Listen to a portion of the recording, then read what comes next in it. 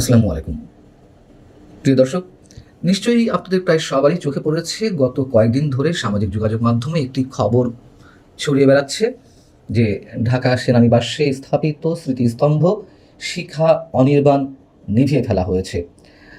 শিখা অনির্বাণ কি, এটি আর নতুন করে নিশ্চয়ই ব্যাখ্যা করতে হবে না। এটি আমাদের মুক্তিযুদ্ধের সশস্ত্র বাহিনীর অদম্য সাহস এবং সর্বোচ্চ আত্মত্যাগের প্রতীক। এটি আমাদের সাংস্কৃতিক ঐতিহ্য হিসেবেই এখন সম্মানের চোখে শ্রদ্ধার জায়গা থেকে এটি তার নিজের জায়গা দখল করে নিয়েছে। তো প্রথম ভেবেছিলাম যে কত গুজবই তো ছড়াচ্ছে, এটিও সে ধরনের একটি গুজব বা ভেবেছিলাম। পরবর্তীতে যখন জানলাম যে না, বন্ধ রাখা হয়েছে, তখনও ধরে নিয়েছি যে প্রত্যেক স্থাপনারই তো রক্ষণাবেক্ষণের প্রয়োজন হয়, সংস্কারের প্রয়োজন হয়, হয়তো সেই ধরনের কোনো কাজের জায়গা থেকে এটি বন্ধ রাখা হয়েছে। তারপরও নানান আলোচনা থেকে মনে হলো যে নিজে একটু খোঁজ খবর নেই, আইএসপিআর এর মাধ্যমে যোগাযোগ করব অথবা ভিতরে যারা আছেন সেখান থেকে খোঁজ খবর নেব।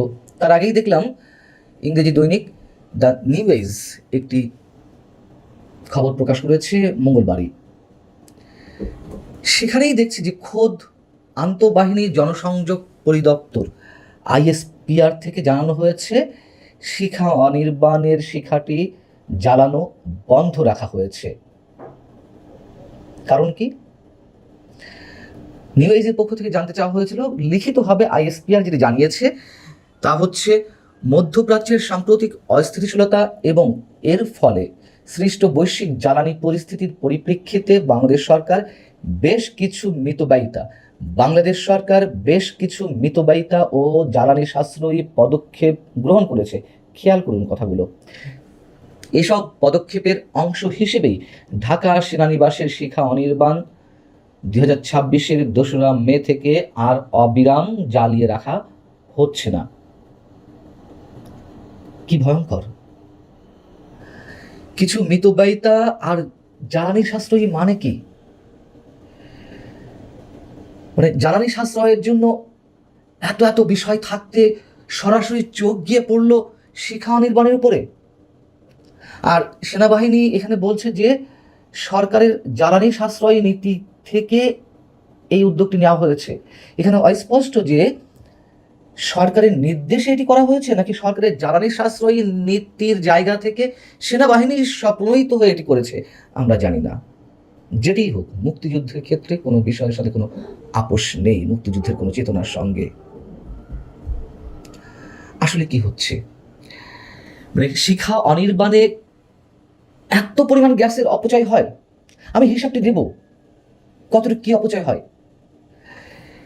এবং এ ধরনের কথা শুনলে, সেটি সরকারি নির্দেশনা হোক আর যার নির্দেশনা হোক, যে কারোরই মনে প্রশ্ন জাগতে পারে এর পেছনে বিশেষ কোনো উদ্দেশ্য আছে কিনা।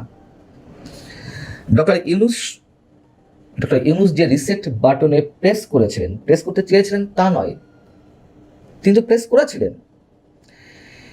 এটি তারই কোনো অংশ কিনা, যে হিসেবটি দিতে চাচ্ছিলাম সেটা একটু দিই। হ্যাঁ, ধরুন একটা বাসা বাড়িতে আমরা যে গ্যাসের চুলা ইউজ করি, যদি সেটি ডাবল বার্নার হয়, তাতে প্রতি মাসে খরচ হয় প্লাস মাইনাস প্রায় 121 ঘনমিটার। আর শিখা অনির্বাণটি প্রজ্বলন রাখতে প্রতি মাসে খরচ হয়, আমি যতদূর জেনেছি, 2500 ঘনমিটার।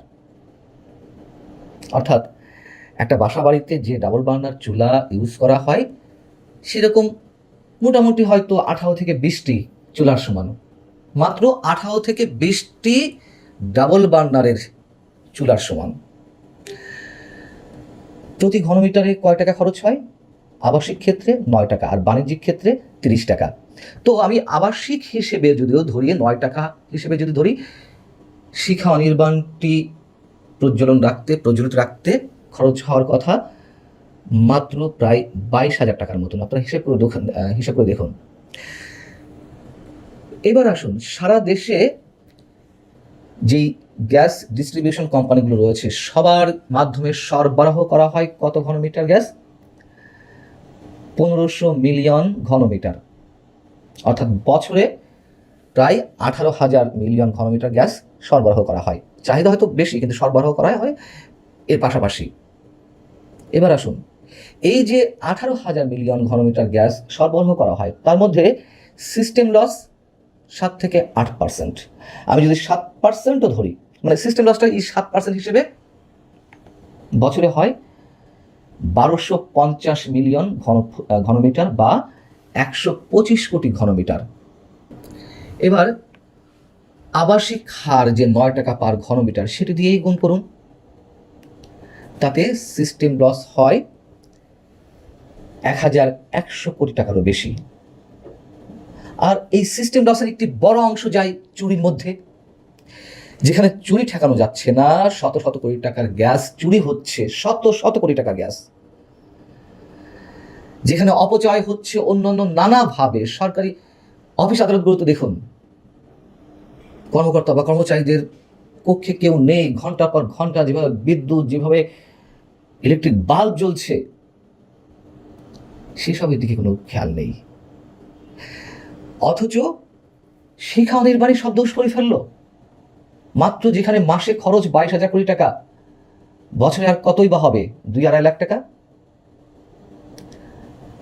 আর মৃত্যুব্যয়িতা, মানে কি এমন খরচ হচ্ছে রক্ষণাবেক্ষণে?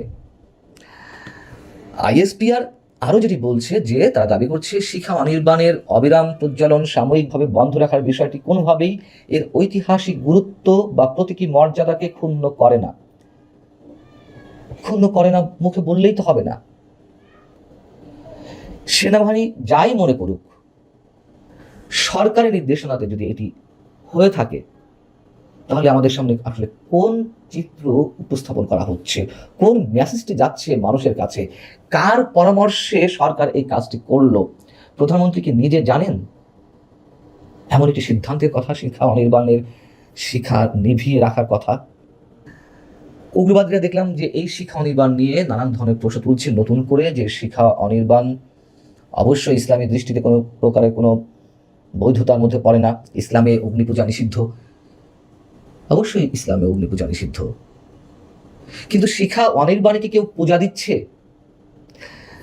ইউনূস সরকার যা যা করেছে, বিশেষ করে মুক্তিযুদ্ধের ইতিহাস উল্টে পাল্টে দিয়ে ইতিহাস মুছে ফেলার যে প্রবণতা, মুক্তিযুদ্ধের অসংখ্য স্মৃতিচিহ্ন ধ্বংস করে ফেলা, সেই সব স্মৃতিচিহ্ন সংস্কারের কোনো উদ্যোগ তো ইউনূস সরকারের মুক্তিযুদ্ধ বিষয়ক মন্ত্রণালয় দেয়নি, বরং সেটি এই সরকারের সময়ও কন্টিনিউ করা হচ্ছে।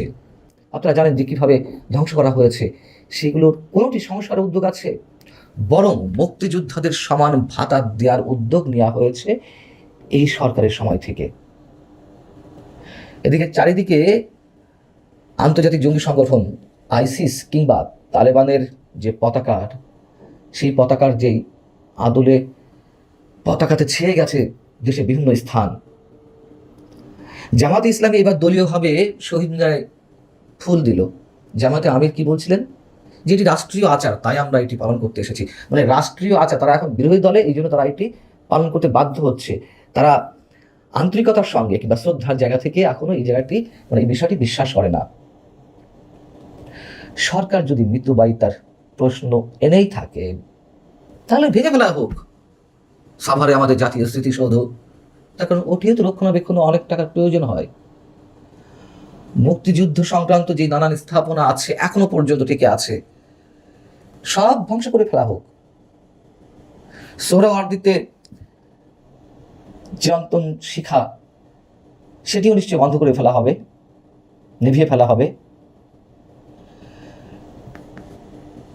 বাস্তবতা হচ্ছে এগুলো সাধারণ মানুষ খুব ভালো চোখে নিচ্ছে না, এর সব হিসাব দিতে হবে।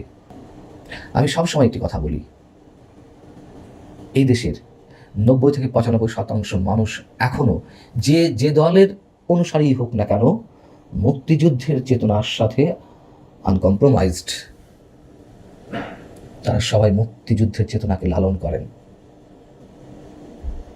অতএব বিষয়গুলো নিশ্চয়ই সংশ্লিষ্টদের মনে রাখা উচিত। ভালো থাকুন সবাই, আল্লাহ হাফিজ।